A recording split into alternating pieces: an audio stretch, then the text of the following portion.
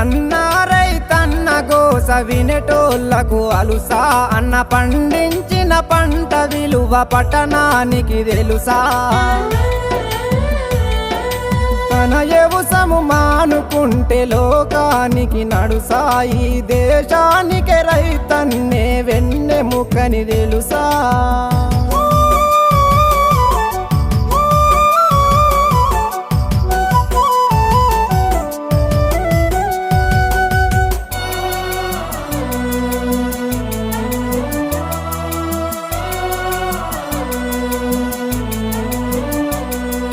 బీడు భూమి పొతం చేసి కోడి మేకలెరువులేసి, వానకాలమొచ్చెనంటే సినుకమ్మకు నోరు జాసి, కంది వరి మొక్కజొన్న